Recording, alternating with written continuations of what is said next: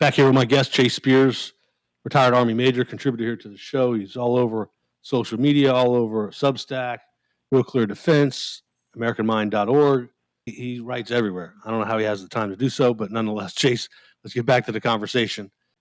It looks like we're going to get a series of pardons, preemptive pardons from Joe Biden. He already pardoned his son, Hunter Biden, for an amazing amount of time over the span of 11 years.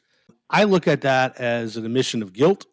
And that's how I'm going to look at any other pardons coming from Joe Biden, whether it's inside his family or to Nancy Pelosi or Chucky Schumer or whomever.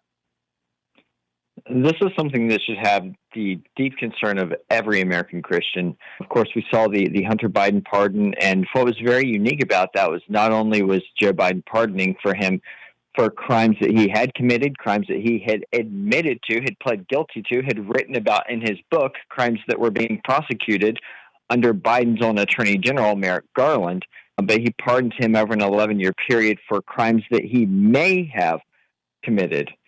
We need to go back and take a quick little history lesson.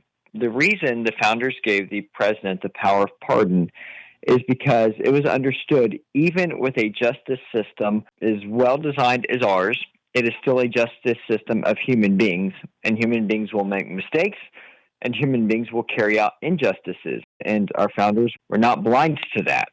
The president very clearly has the power of pardon. What's really disturbing about these rumors of Biden's plans are that he is planning to pardon people preemptively across his administration. Just some of the names that I've seen floated include Liz Cheney, Anthony Fauci, Adam Smith, General Retired Mark Milley, and I know there are others. And I agree with you. This does seem like an admission of guilt. This would be a watershed moment in American politics and American jurisprudence.